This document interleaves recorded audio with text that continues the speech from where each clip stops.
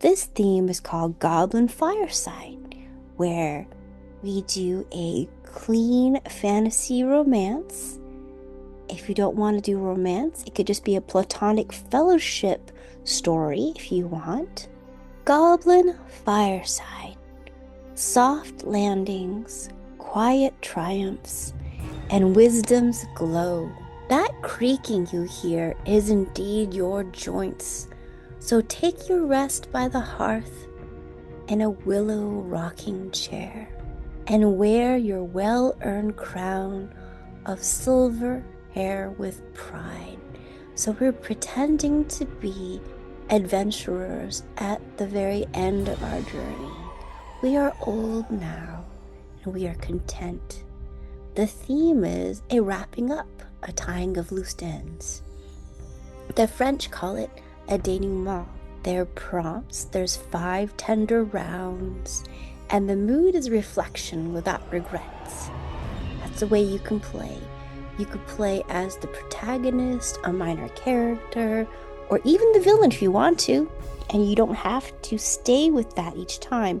For each prompt, you could be a different character. This is for you to say aloud.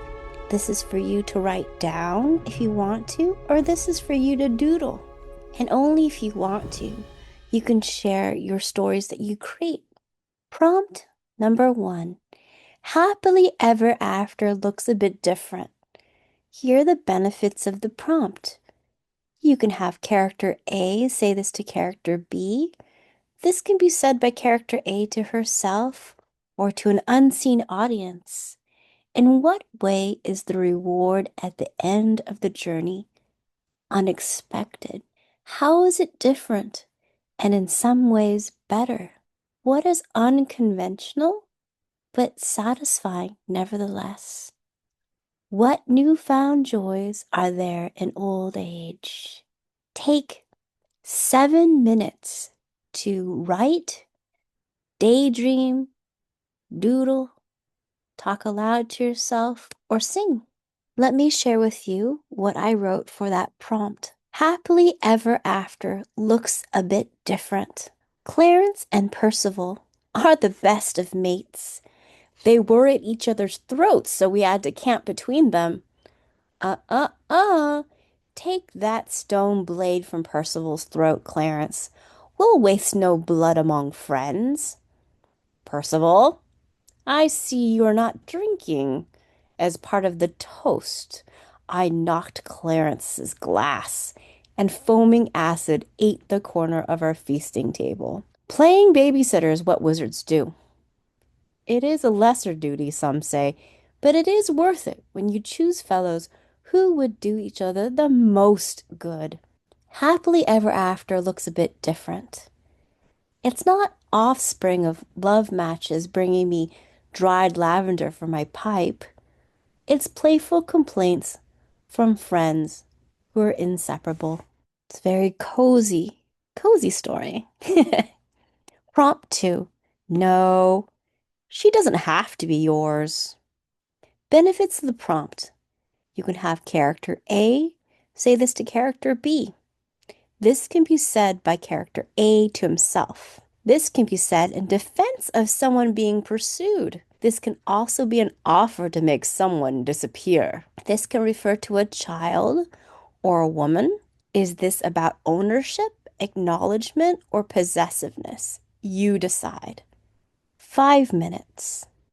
This is what I created. No, she doesn't have to be yours. I am one of the few penitent in this penitentiary. I keep that to myself, for it would make me no allies to be a lark caged with crows. In my heart I am making a heaven of hell. I have 3 meals a week I do not have to scrounge for. My muscles do not waste, for the keepers take us by wagon load to mend the fields we have scorched. I waged war hoping for Jessica as spoil. Our laird promised we would be granted homestead if we married a willing enemy bride, but Jessica would not have me. Jessica, do you reject my proposal because you were betrothed to the cousin I dispatched? Jessica answered with a slosh of her pig bucket. But I did her a favor. So that's just a scene. I would have wasted my youth running after it. Benefits of the prompt. Character A to character B. What is the lesson learned that helped the character identify bait to a trap? To step away from fruitless chasing is to be liberated to find a rewarding destination. Take 3 minutes. I would have wasted my youth running after it. The icy water stung my eyes, but what went down my throat was blessedly refreshing. I was beset with a fever that should have taken me in the night. My two brothers held me by the ankles and plunged me headlong again. It was not a physic from the healers. Oh, Jakin and Milton were trying to kill me yet again. Resisting would have been as useful as a damselfly negotiating with a swatter. Our parents, the wealthiest ogres of Crane and Cattail, quite encouraged it. What sport, my mother said. I ate my sisters as sharks eat their siblings in the womb. I was a triplet, boasted father. It was just a matter of time before I sent my duplicate to St. Peter. He sucked the grease of roast fowl from his upper lip. Father had pilfered a pew from the Catholic Church. The humans did shriek. He cleans eels on it religiously every Sunday, nailing the head and drawing copious blood into an earthen bowl for communion. You might question why the youngest heir stopped chasing the eel blood drunk murderous affections of his family, but being a wayfarer suits me just fine. I would have wasted my youth running after it. Prompt 4. It doesn't look like much, but it's a memento. Benefits of the prompt. It can be character A to character B. What keepsake is valuable to preserve? Is it a barbed arrowhead that didn't hit the heart? Is it a smooth stone from a childhood riverbank? Is it a love token never given?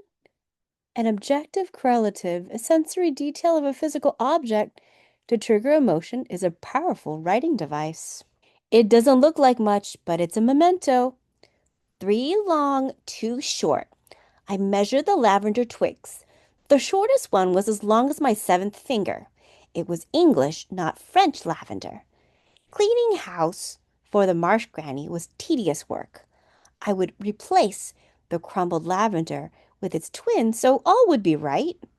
Though a myriad of ruby, garnet, and raspberry vessels had dried florals, Granny Frogtina noticed right away. Gemini, you needn't hide mistakes from me. Where are the originals? That was her name for me, though I am Jane. I swept them in the bin.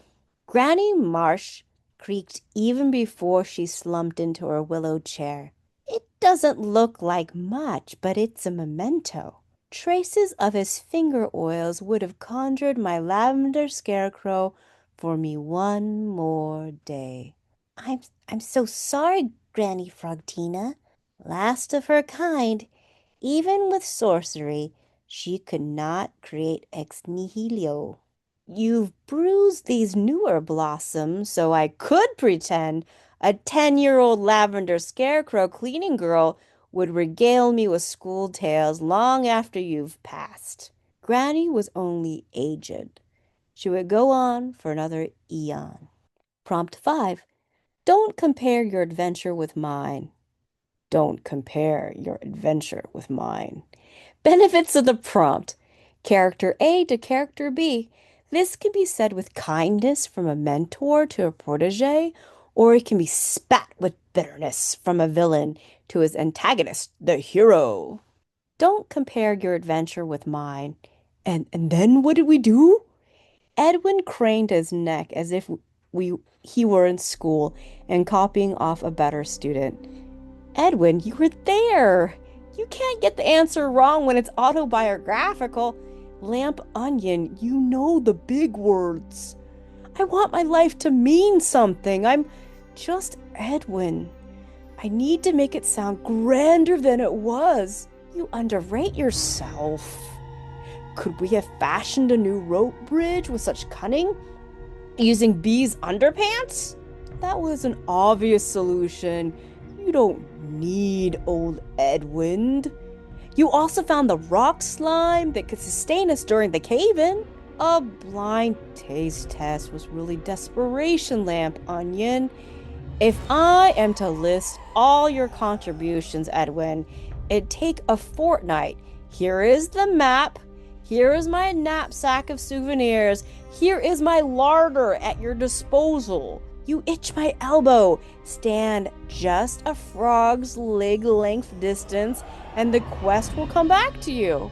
As Goblin Rosetti, I shall call you my Marsh Friends. Thank you for celebrating my 111th birthday. May you have a wondrous rest of the week.